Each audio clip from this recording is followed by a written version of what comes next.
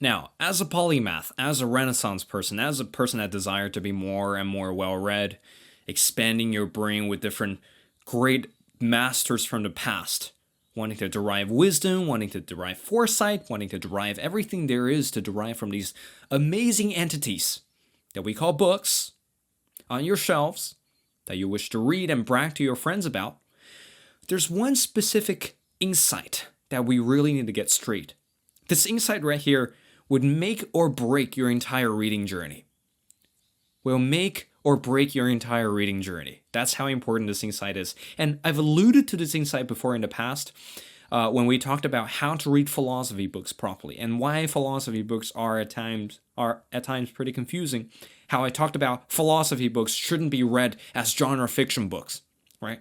So from that point, we've already alluded to the fact that different books are meant to be tackled differently, and that different books have radically different requirements of the reader to read all these books, and they have different demands on the reader.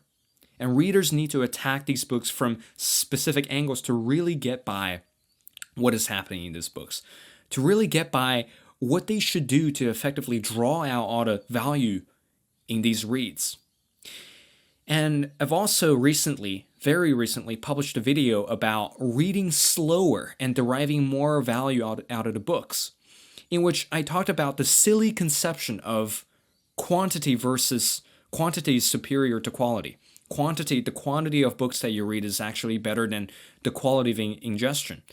And you've seen videos on YouTube of, I've read 40 books for the last 4 months. I've read 100 books for the last year.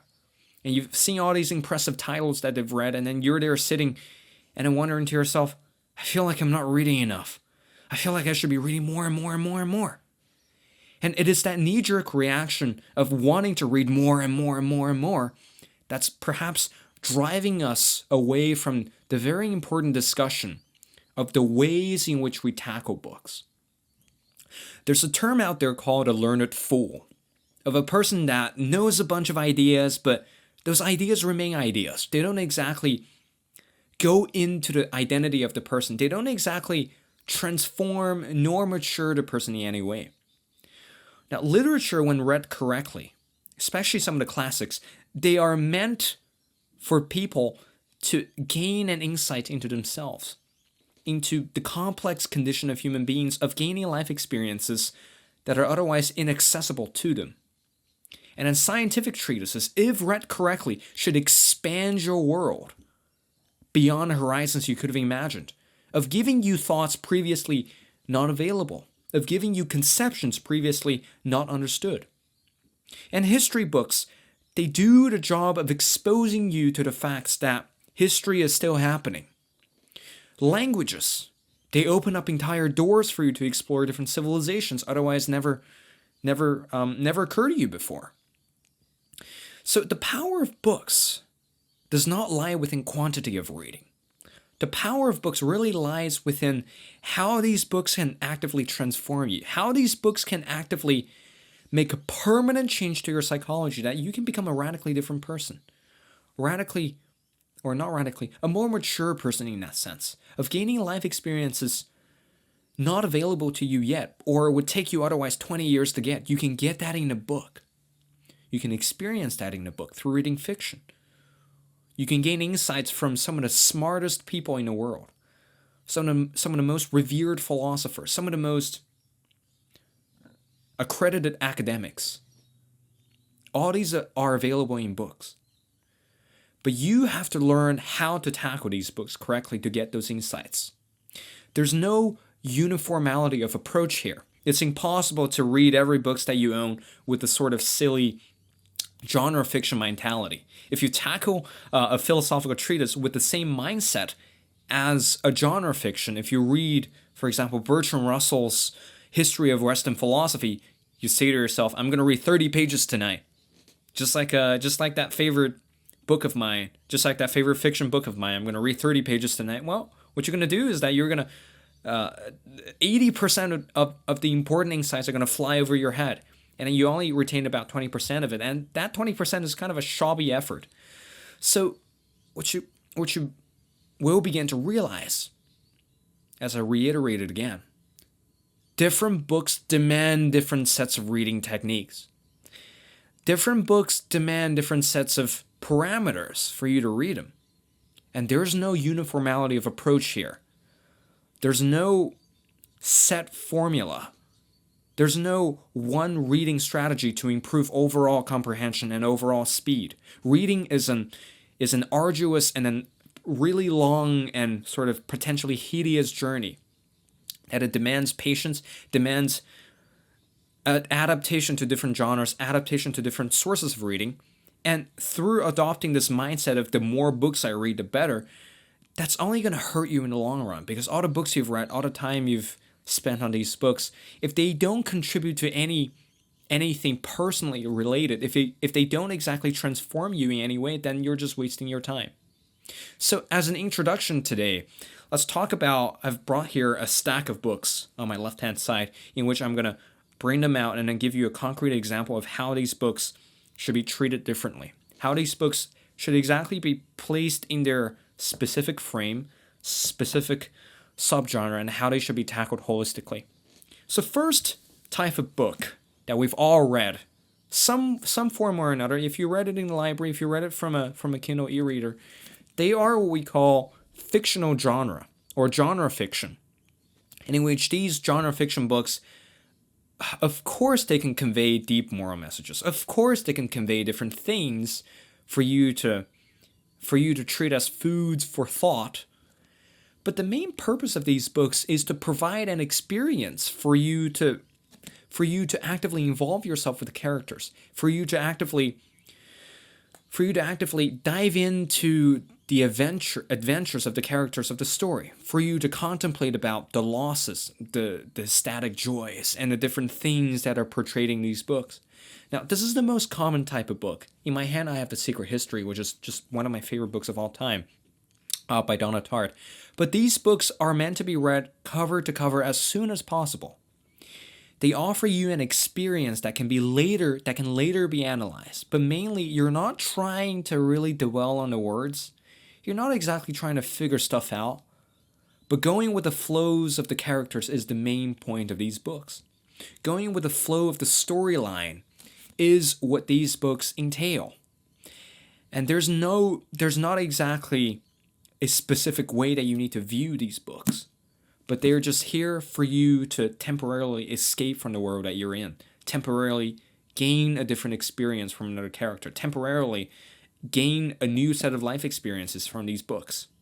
And they can be interesting, at times they can be horrifying, at times they can be thought-provoking, but generally these fiction books are meant to draw you in, are meant to keep you turning the pages, are meant to provide you with a beautiful little story.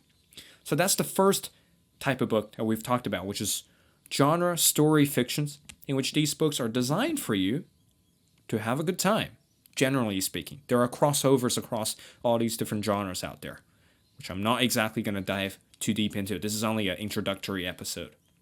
So after that genre fiction distinction, so genre fiction are meant to be read with the intention of having a good time, with the intention of entertaining a thrilling tale. The second type of fiction, in which I would call literary fiction, and here in my hand I have Marcel Proust's In Search of Lost Time, volume number 1. This is a 7-volume series, actually 7 parts. There are 7 parts within the 3 volumes that I have. These books are a whole nother can of worms, in which, generally speaking, there are crossovers between these categories, but generally speaking, these books, they are critical examinations into human conditions. They're critical examinations into what it means to be a human being. It is no surprise that most of these books are works of realism, works that are meant for you to take in the life experiences of the characters. The plot point might not be as exhilarating as something like The Secret History. The plot points are at times a little confusing, a little unparalleled, a little too bland. But the core message of these books always dwell on the specific characters and the experiences that they create. So these books are not exactly designed for you to have a good time in, although some of these books can certainly give you a wonderful time when you read them. And these books should not be read at the same speed as a genre fiction book, because they're not designed for you to turn the pages quickly. They're not designed for you to read 20 pages a night. Marcel Proust, there's a really great analogy by another YouTuber called Better Than Food Book Review. Marcel Proust's Swan's Way is a meal, it's analogous to a meal that's meant to be tasted slowly. It's analogous to a dish that you don't want to finish too quickly, in which these pages are just packed full of descriptions, packed with beautiful imagery, the poetic sense of the verses, and the music of the sentences. All of these need to be appreciated slowly, in which it carries literary merit. Every sentence counts. So these books are meant to be read so much more slowly, demand more attention, all these flags of collected quotes and analysis, and demand more concentration from you to derive the full juice from literary fiction. So it's very different from something like The Secret History. So that's another distinction that we need to make. Even though this is still a work of fiction, this is a radically different form of fiction than the page-turning genre novel fiction. And lastly, we have the category of nonfiction, or the category of what I would call treatises, or reading material that convey meaning, or reading material that put you into a state of active thought, that give you thoughts that you've never had before. So right here I have the collected works of Waldo Emerson, and I have Bertrand Russell's History of Western Philosophy. Both of these books I have not finished, and there's a good reason for that.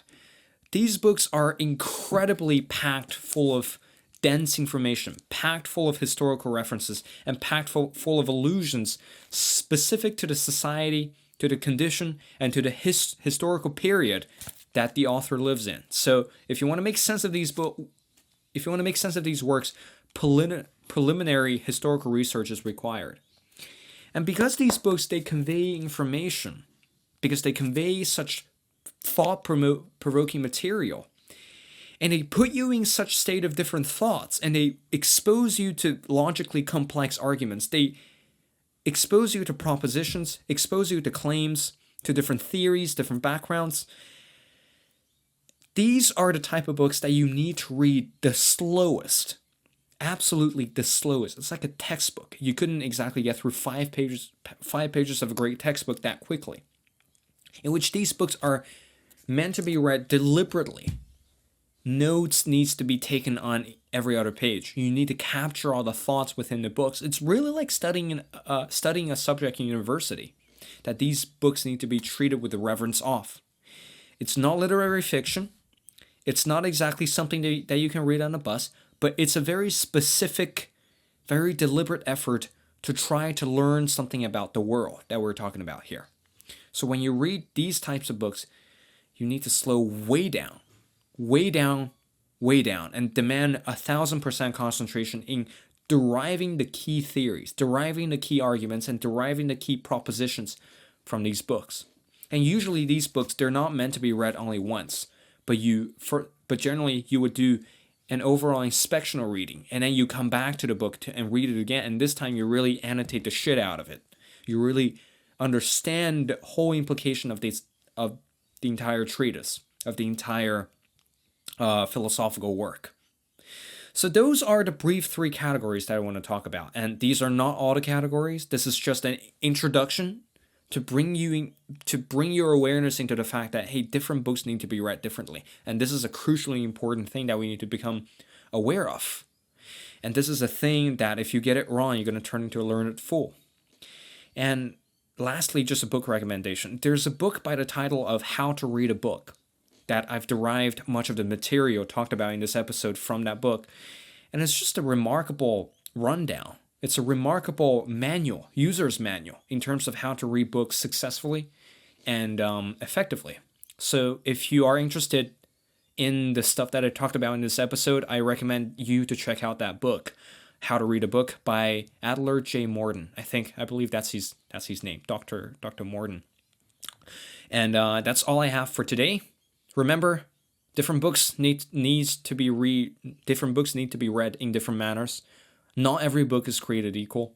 And don't dwell on this quantity, sort of this knee-jerk reaction of I need to read more and more and more and more, stacking more books on my shelf, because that simply isn't going to work.